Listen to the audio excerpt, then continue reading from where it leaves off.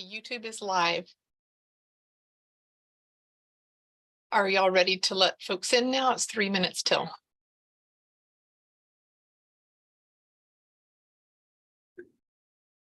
Do you need my help with that, or you can let them all in? Or I'm sorry, Jennifer, say that again. are you able to let them all in at once, or do you need my help to let them in? No, I think I can admit all.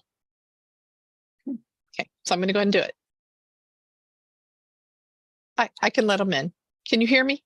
Mm-hmm. I think we're ready.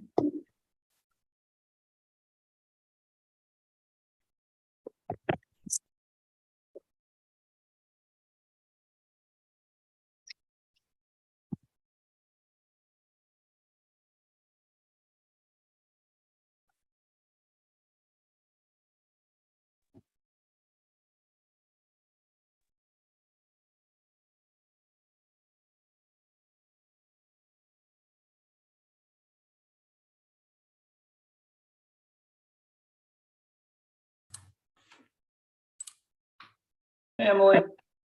Hey, Jennifer. Morning. Feels like just yesterday we were doing this.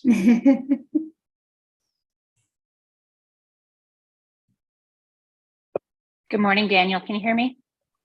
Hey, Noel. Good morning. And just so everyone's aware, we are already live streaming.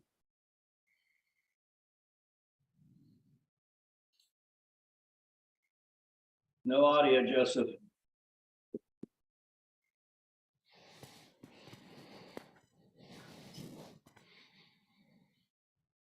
Good morning, everybody. Hey, Susan Brown.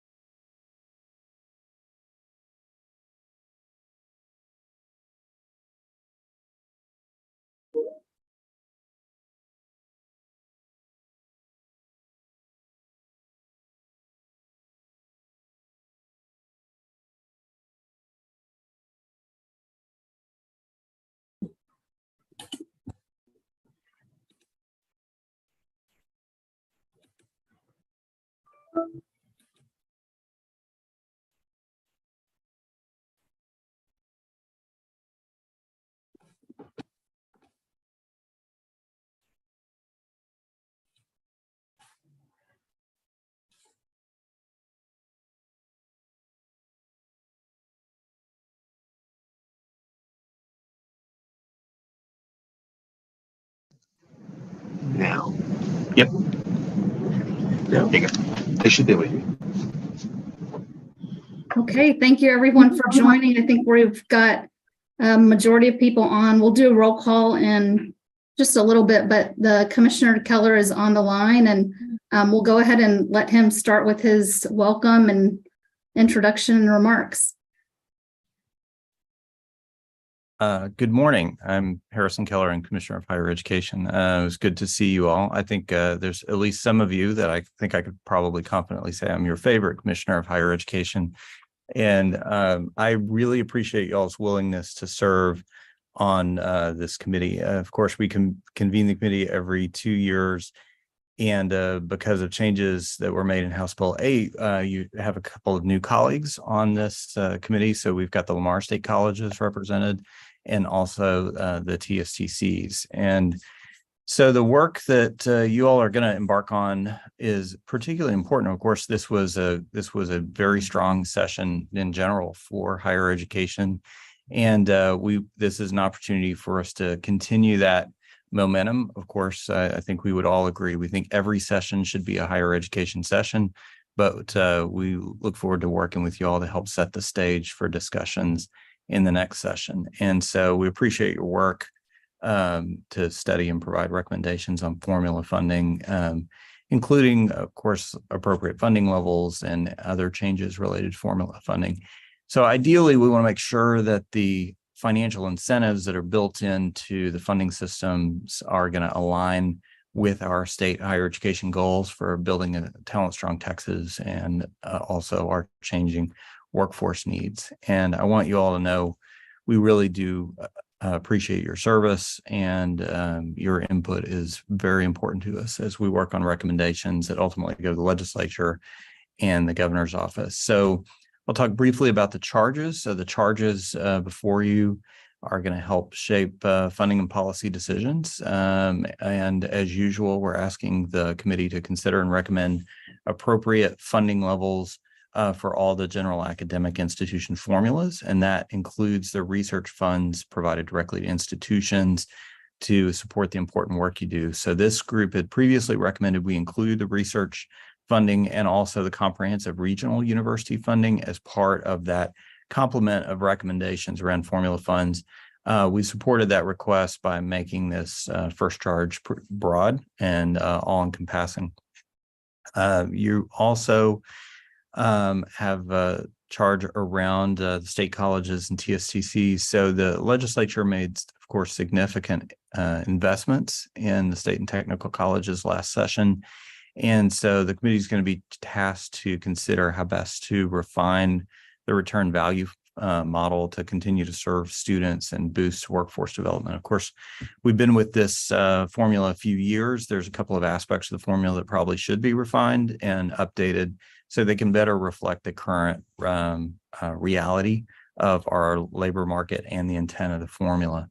There's a co-charge with the HRIs. And of course, we've been grappling with funding around GAIs and HRIs over the years. We have included a charge to look more closely at the at different funding for HRIs and the GAIs for health programs, and in particular, a broad charge to consider differences in funding for the pharmacy and the nursing programs between the sectors. That's got a lot of implications as there are these, especially for nursing, broader conversations going on about how we can improve our talent pipeline for nursing and address those longstanding shortages.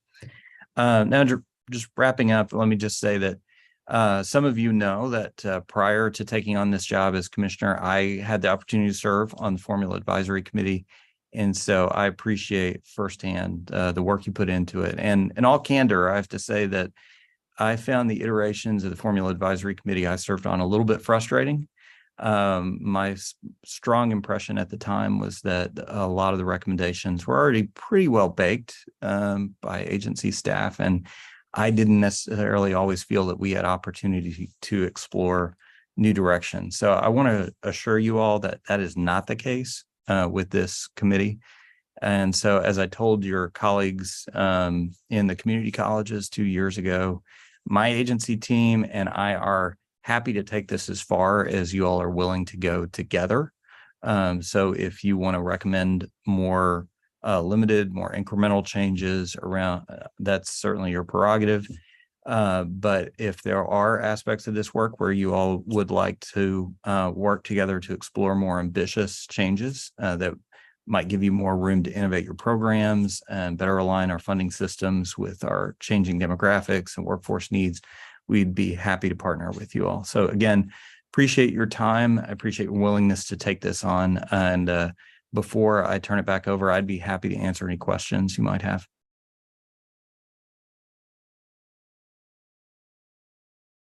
Commissioner, your layout was so perfect that no one has a single question. Either that or everybody just kept their mute buttons on in their comments to themselves, I think, Daniel. But in any event, About this group. yeah, that's what I was going to say. I know a lot of y'all pretty well. I thought I would get at least some comments.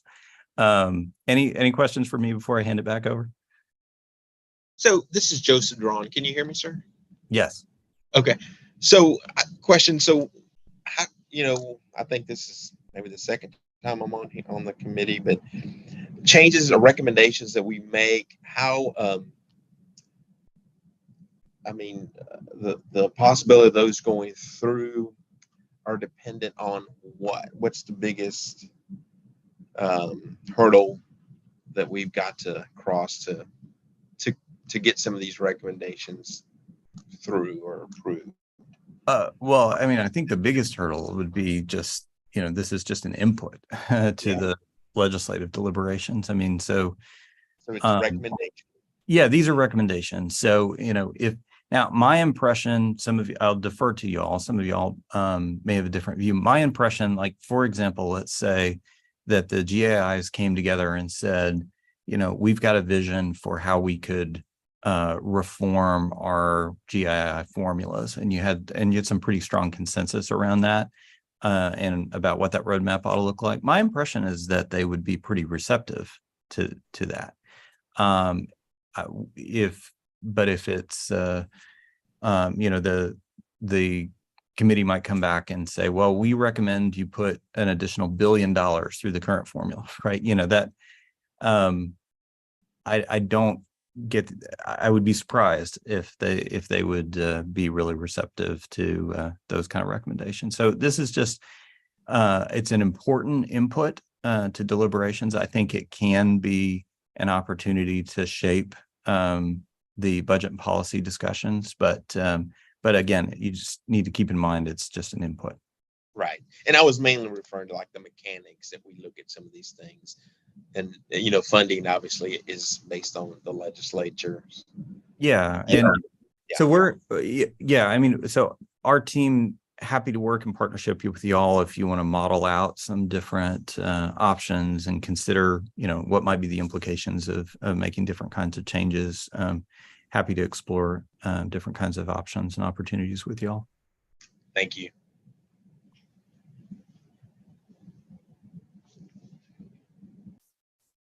All right, I'd like to introduce Daniel Harper. He's the convening chair from our last committee, and he is going to open the meeting. Thanks, Jennifer.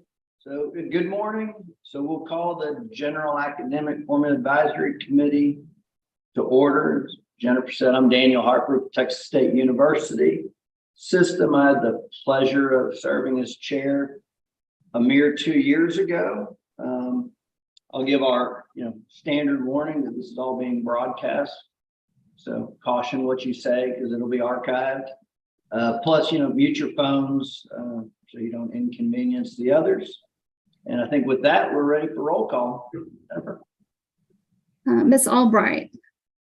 Present. Miss Askins. Present. Dr. Blanchard. Present. Miss Brown. Present.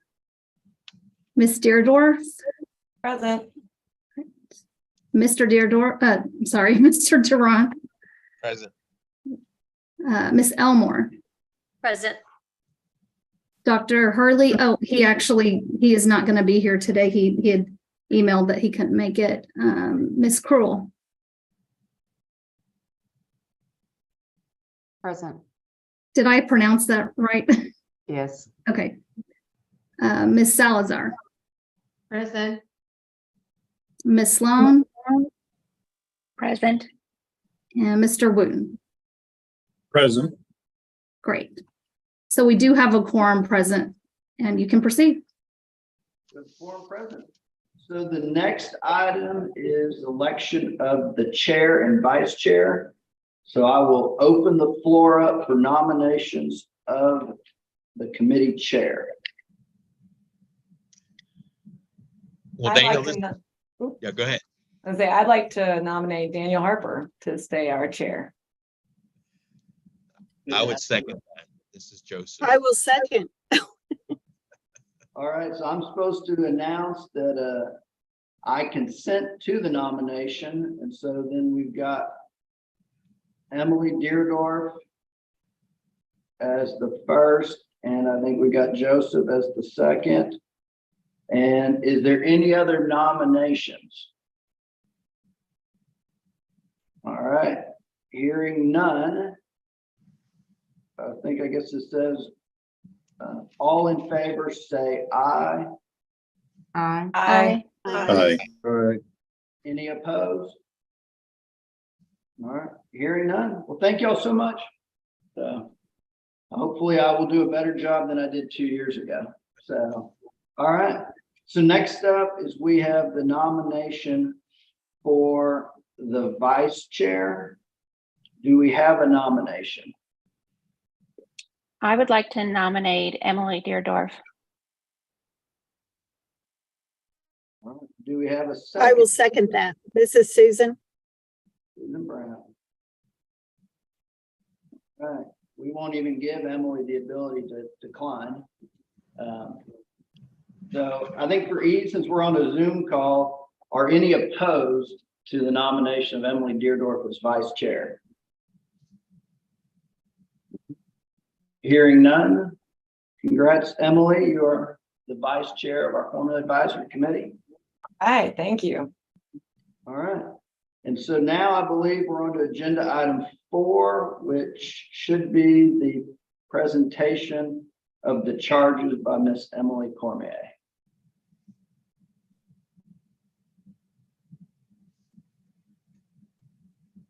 Morning. So I think this is just making sure. Can y'all see my screen? Yes, ma'am. So this is really going through the kind of an overview of the current formula structure for the general academic institutions, state and technical colleges. For those of you who don't know me, I'm Emily Cormier, Assistant Commissioner for Funding. So thank you all for being here this morning.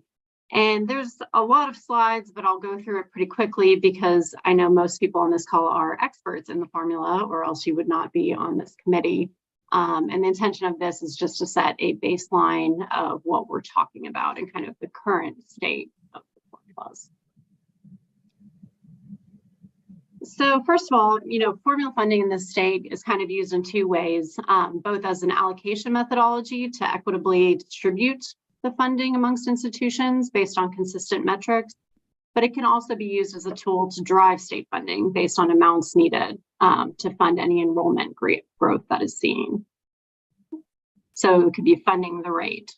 And then the formula funding appropriations reflect how the state funds are allocated to the institutions, but it does not dictate how they must be spent. So obviously each of you, are able to budget your formula dollars to departments by your own local need, subject to your own Board of Regents and system approval.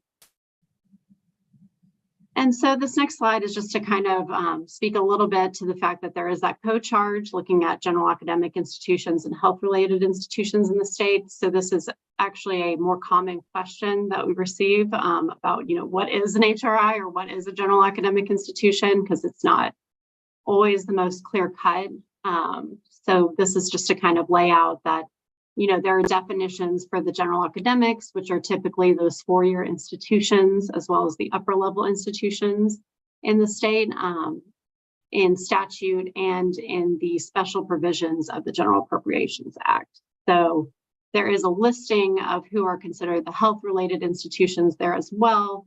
And for those, they can either be a standalone institution, such as UT Southwestern, or it can be a distinct part of a general academic institution, such as University of Houston College of Medicine is an HRI, whereas the University of Houston other programs is a general academic institution. And you see the same thing with like Dell Medical School or A&M Health Science Center in Ada.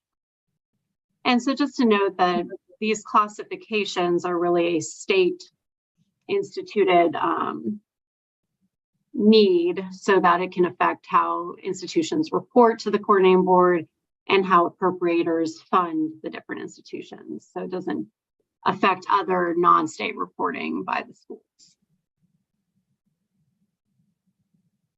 And something that's sort of in the weeds on the formulas, but is important relating to some of the charges, looking at some of the inputs to the formulas. This is just to kind of set a baseline understanding that some of the formulas use what's called an all funds methodology. And so that's really for the main two formulas, the instruction operations and the infrastructure formula. And this basically says is that there's two main income streams that the legislature uses to fund the formulas. This includes general revenue, which is the state's main operating funds and is the predominant source of funding for the formulas. And then there's something else called formula general revenue dedicated funding. And so what that is it's a portion of the tuition charges that your institution collects. So this is really just statutory tuition predominantly, which is the $50 charge per semester credit hour.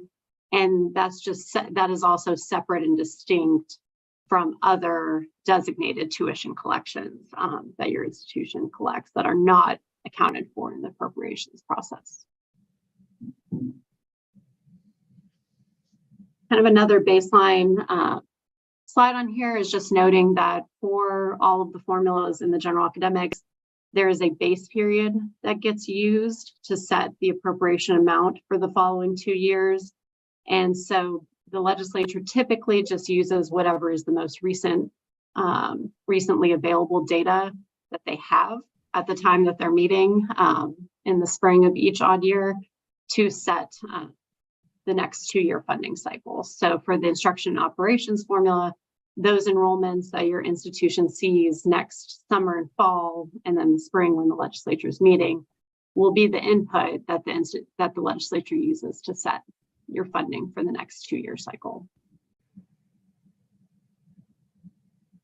The main formula for the general academics includes the instruction and operations or I&O formula. And this is really kind of your general faculty salaries, departmental operating expenses, the other listed items on the slide.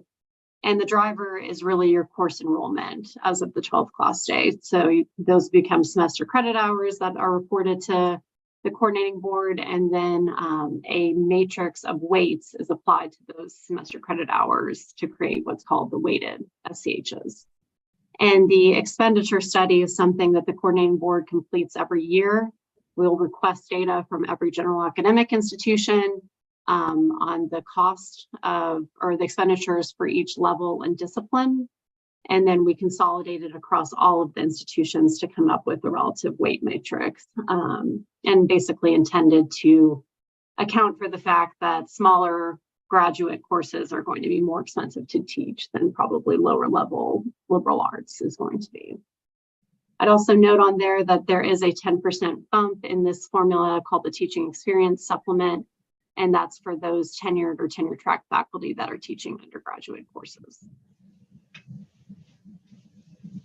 The infrastructure formula is really to provide the support for your operations, your facilities operations and maintenance and utilities. And the driver is really predicted square feet. And this is derived from the space model that the coordinating board produces every year. And this is actually looking at your faculty, your instruction, your research, and then doing an equitable assessment to come up with what's called the predicted square feet rather than having actual square feet used in the model.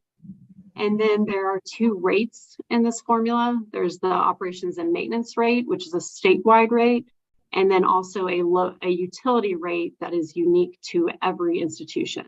And that's to account for the fact that each institution has different local utility costs across the state. And so just one thing to point out too, while the instruction and operations formula I just discussed before pertains to the general academics only, this infrastructure formula is for the general academics and also your new colleagues on the committee, the state colleges and the technical colleges. So they're funded in the exact same manner through this formula.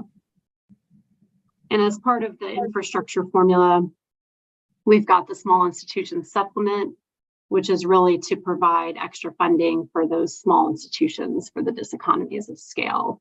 And so basically those schools that are underneath 5,000 students receive 2.6 million for the biennium. And then that amount proportionally goes down as your headcount increases at each of the schools until eventually you top out and you would no longer receive the supplement after you hit 10,000 students. One of the newer formulas that's come online in the past couple of years is the Comprehensive Regional University, or the CRU formula funding. This is just for those regional institutions in the state, so it is not for the research or emerging research institutions. And it is predominantly to provide funding to help serve at-risk students. And so the formula is made up of two pieces: a base amount that every institution receives in that formula, and then a rate multiplied by the 3-year average degrees awarded. And those at-risk students are considered or are defined via statute as being a Pell Grant recipient or having an SAT or ACT score that's below the national average. And so this chart is something I think you've probably all seen before in the materials, but really just to kind of ground the increases that have been made over the past few years. In both of the last two legislative cycles, the legislatures put in more than 300 million into the formulas in the last two sessions, and really focused on the affordability proposal this past time. But looking at just the straight formula general revenue doesn't really show us much, because it doesn't account for the fact that the schools see growth or in the students that they're serving. So on the next slide, we also just kind of put together a chart that shows those rates, which really account for what it actually meant on a per student basis. And so obviously the increased funding from this last time really helped raise that rate after being pretty stagnant for the past decade. But one thing to note is that this is looking at just straight instruction operations or infrastructure rates, and so that doesn't account for the fact that inflation's occurred. And so if you looked at it in different ways, it might show kind of different insights. And then, as the commissioner mentioned, research funding is now fully a part of the formula advisory committee process. And so this is to kind of note that there were some significant legislative changes that occurred in the past legislative session for research. This is from HB 1595 and its associated constitutional amendment, HJR 3. And I should say these are all not in effect yet. They would be contingent, all these changes are contingent on the passage of that constitutional amendment when it's voted on in November. So this is still kind of TBD, but for the purposes of our materials, we've made an assumption that it will pass and we'll revise accordingly if needed. And so what this legislation did is it redesignated the National Research University Fund as the Texas University Fund for 4 institutions. And as a note, since that fund is not formula allocated, or it's not a formula funding in the traditional sense, it's not part of these discussions, but just for context, we wanted to make people aware of it. It also redesignated the Core Research Support Fund as the National Research Support Fund, and those are for those PUF eligible institutions, and then aligns the methodology or the allocation of funding for both the National Research Support Fund and the Comprehensive Research Fund based on more focused on federal and private research expenditures.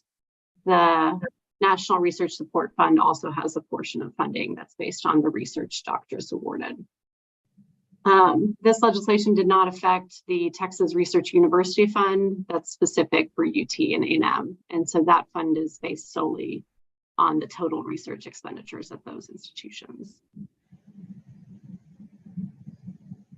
And so again, this is just kind of a slide to set the stage that, there was also increased funding relating to these legislative changes. And one of the ones I just want to point out is obviously the Comprehensive Research Fund doubled, which was pretty impactful for the large group of institutions that received this. So it went from 14 million to 30 million, which is a pretty significant increase over the past cycle. So moving on to the state and technical colleges. So as I mentioned, the state and technical colleges receive their infrastructure support through the same formula that the general academics do. But the Lamar State College instruction and administration formula is slightly different from the kind of more analogous INO formula. So their driver is contact hours, which again are based on, enrollments as of the 12th class date. And then theirs is also weighted by a cost study.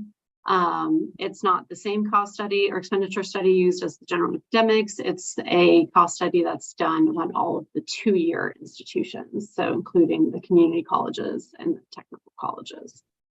And that composes the majority of their state funding that they receive. And so here's kind of a similar chart about their rates over time. The legislature has made significant investments in the state colleges over the past few cycles. And so this is just to kind of note the growth in the rates that they've seen. The Texas State Technical College has a separate instruction and administration formula called a returned value formula. And so the premise of this is basically rooted in the job earnings of students after they leave the technical colleges. So it compares earnings of students against minimum wage to determine the value add of the TSTC education. So then there's a couple of factors relating to economic activity and return tax value. And then that legislature determines the amount of the split between TSTC and the state and appropriates funding back to the institutions. And so TSTCs have, consistently requested 36% of the return value to be returned to them. And you can see this last session, there was quite an increase in return value, drove 50 million more in formula dollars to the TSTCs relating to higher earnings and larger cohort and inflation. And so just to kind of wrap this up, as the commissioner mentioned, you guys will be meeting this fall to go through and develop recommendations on the charges or wherever you'd like to go with those charges that he's laid out. And then, you'll be bringing in the spring those recommendations to the commissioner and our board.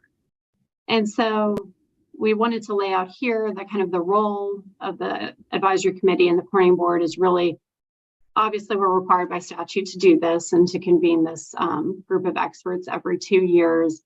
But, really the use of the recommendation is to provide those signals or inputs to the state policymakers on a bigger picture level. But on a more practical level, it does filter down into how our agency will require reporting by the institutions to us to make sure when we provide the data to the Legislative Budget Board and the governor's office, it conforms to the recommendations that are ultimately provided. And last slide is really just a recap of the charges. So I'm happy to wrap it up and take any questions if there are any. No questions for me? We're hearing none. Next on the agenda is the discussion of the charges. We have 5 charges, and as the commissioner said, our committee looks a little different this cycle than it did 2 years ago. And I kind of like to maybe propose a working structure for our 5 charges. I will start with charge 2. My recommendation to this group is that we delegate a recommendation for charge 2 to Wendy Elmore at Lamar State College Orange to bring back to our committee to review. And for charge 3, the same, delegate that to Chad Wooten at TSTC to bring back their recommendation, and then the committee can consider that. Any opposition to that kind of operating recommendation? All right. Well, hearing none, Wendy and Chad, will defer to y'all to bring back a recommendation. That leads us to charge 1, 4, and 5.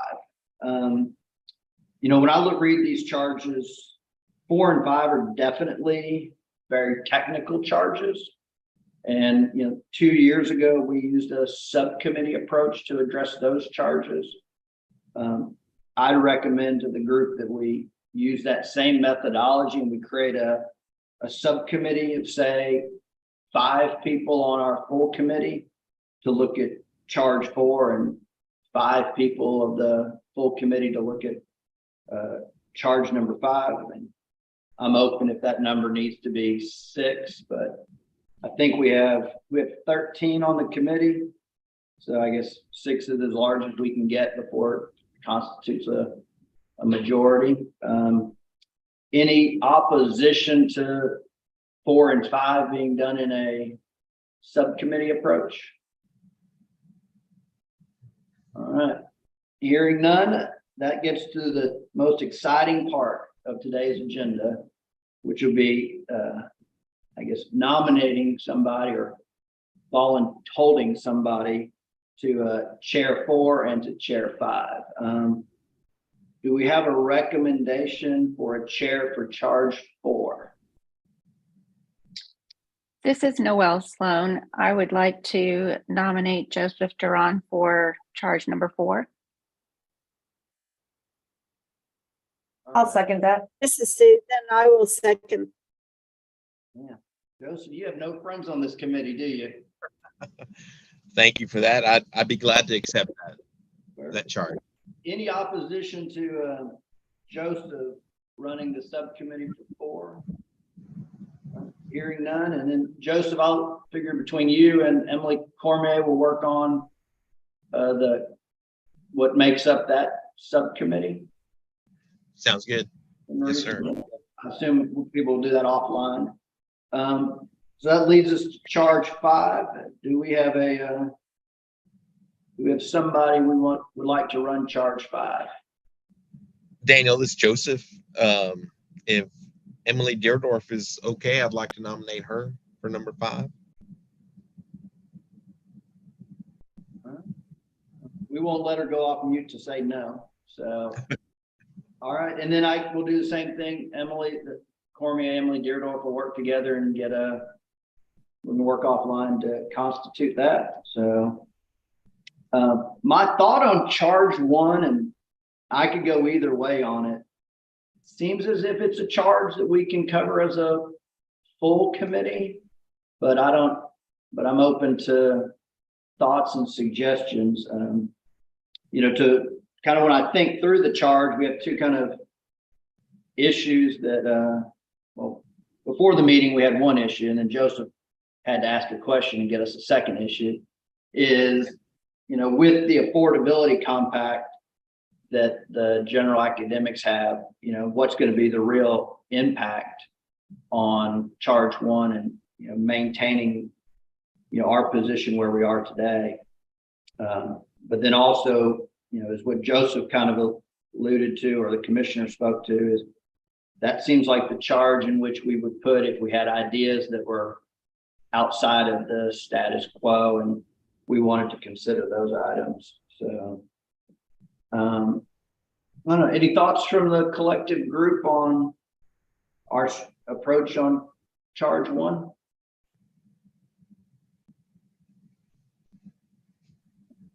Danielle, I would support what you propose to move forward as a committee. I think this is one that you'll find interest from all areas, and that would be a way to manage through, the collective consensus and ideas.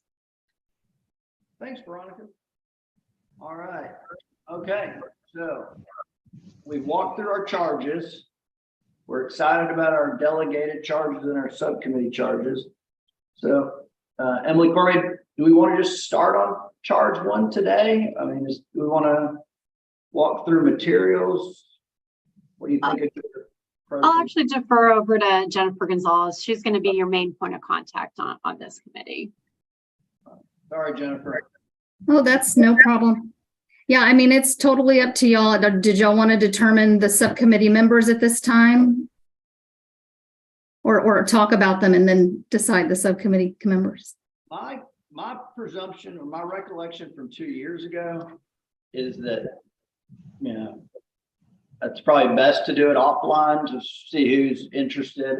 I know, Dr. Hurley's not here, my recollection is he likes to be actively engaged, so I'm sure he'll want an opportunity to chime in on if one of those two subcommittees was something he'd be interested in. So I would assume that just maybe work between you and the respective chairs on the makeup of that committee. So. Okay. So, I have a quick question, if you don't mind. So if there is interest in serving on one of the respective ones, we just contact the chair and let the chair know. Yes, sir. Thank you.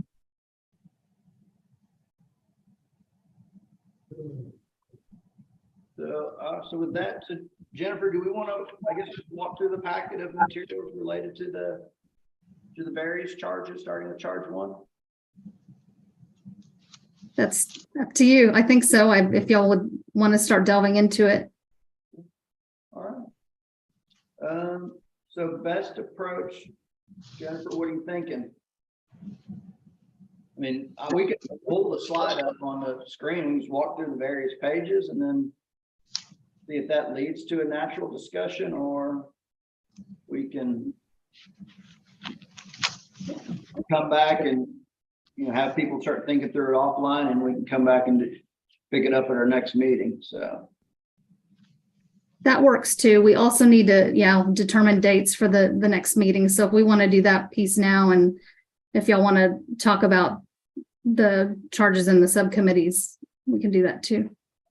all right, so we'll pause on that and we'll move to the next agenda item, which is going to be 6.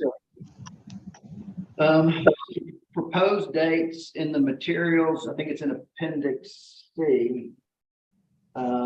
We've got 10 a.m. on the 27th of September, November 1st, December 6th, and January 10th.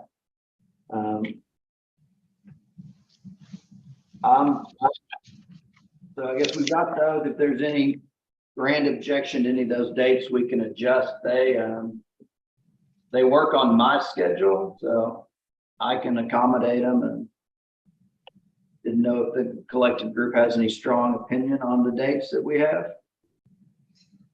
Daniel, Yes, ma'am. this is Noelle. Can you clarify?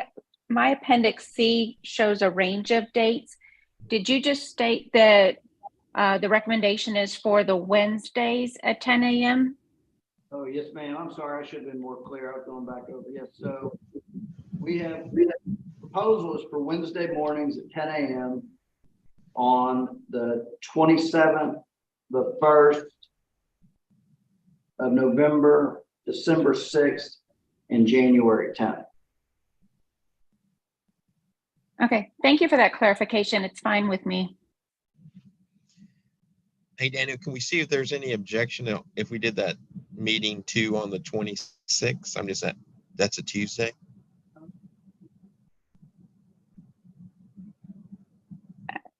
I would be unable to attend.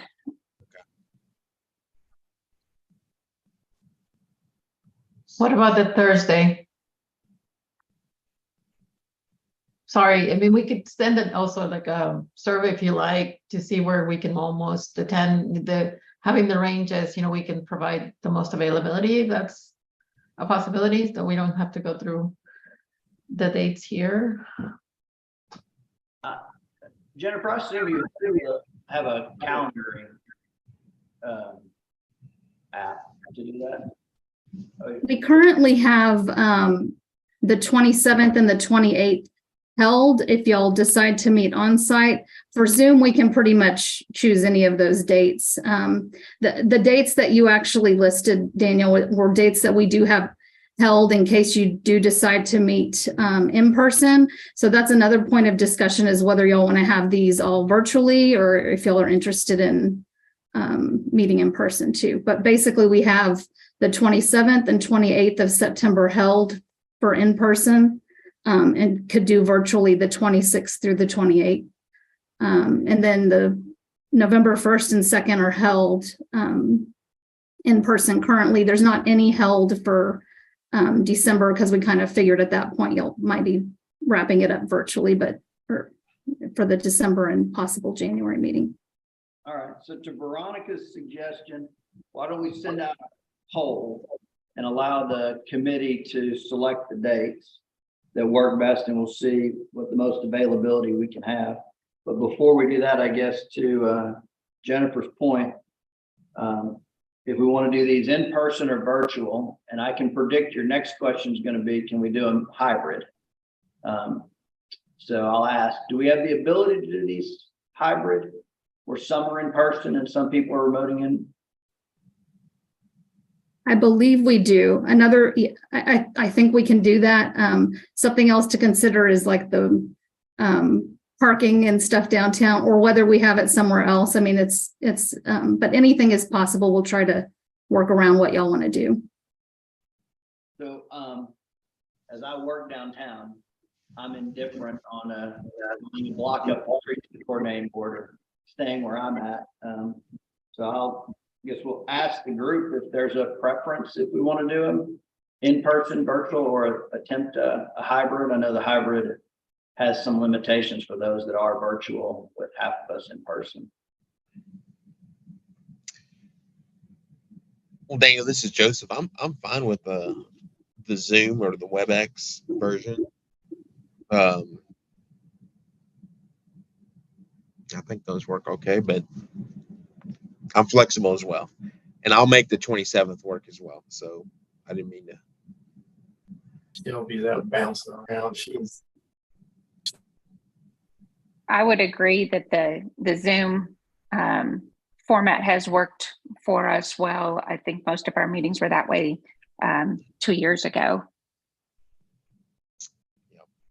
How about this? Do we have any opposition to doing these virtually? All right. I'm hearing no opposition. All right, so we'll send out a poll to get the best availability per Veronica's recommendation. We'll run them as virtual.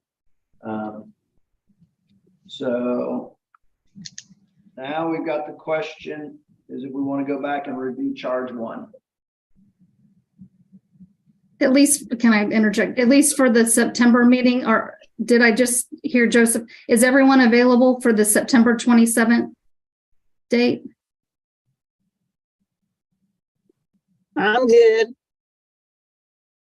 So let's set that one so we have, our next meeting date, and then I can, if we're concerned about the date for November, I can send polls for that one in December. If that, is anyone have conflict with the Wednesday, November 1st? I'm good with November 1st. Any conflict with December 6th?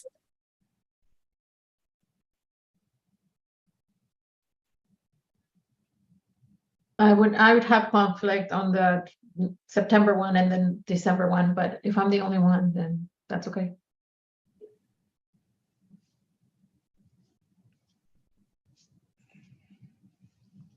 Let me send out a poll on the December one, and we can see if there's a date where you can make it too. So You said December 1, but I think you meant November 1. Is that, Jennifer? Oh, did I misspeak? So yeah, it would be September 27th, November 1, December 6th.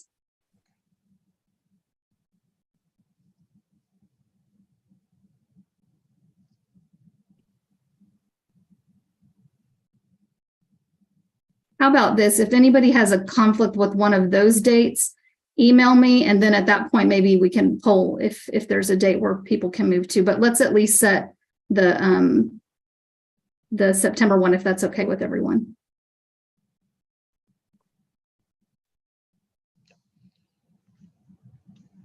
Works for Chad, it works for me. It works for Chad.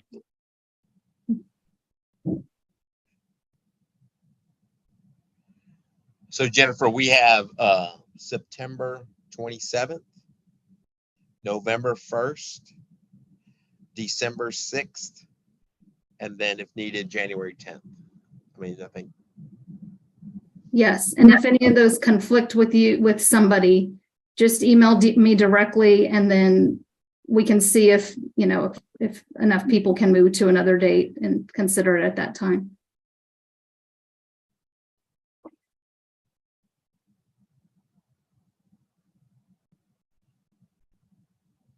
Also, since a lot of the work will be done in subcommittees, like if, as long as that person is being able to make like the subcommittee, that will probably be the most important piece too, so.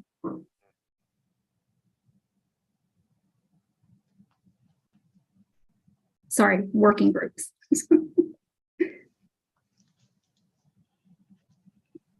So Jennifer, for the working groups, so we just need to work with you once we figure out the committee members and a date for those subcommittee or work group meetings to get the Zoom, like the logistics nailed down. Yeah, we can help set up Zoom if y'all want to work it through that way. We can help y'all set those up. Okay, great. Thank you. Mm-hmm.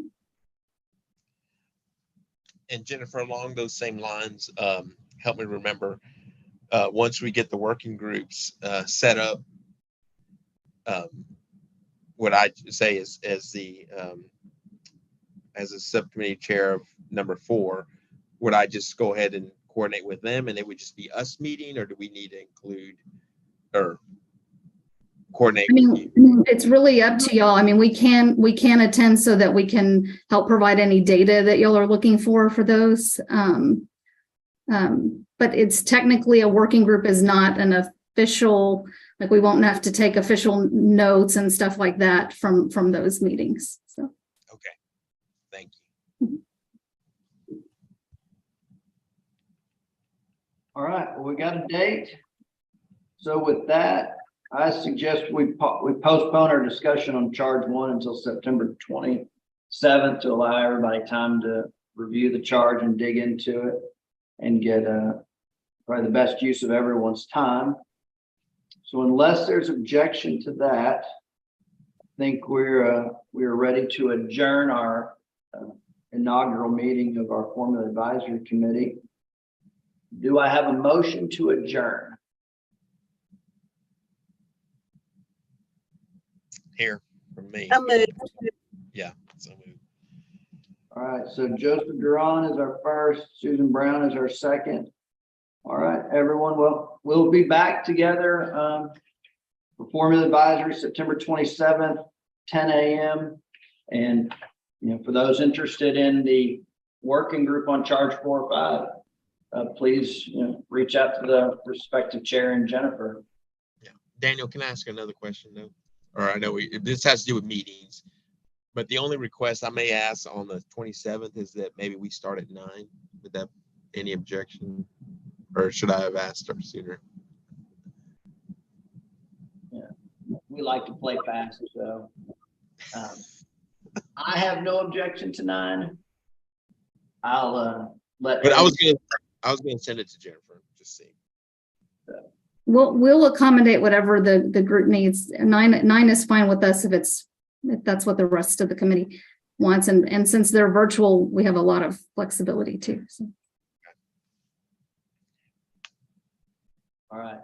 We will send an email to clarify exactly when the time of our next meeting is to the group.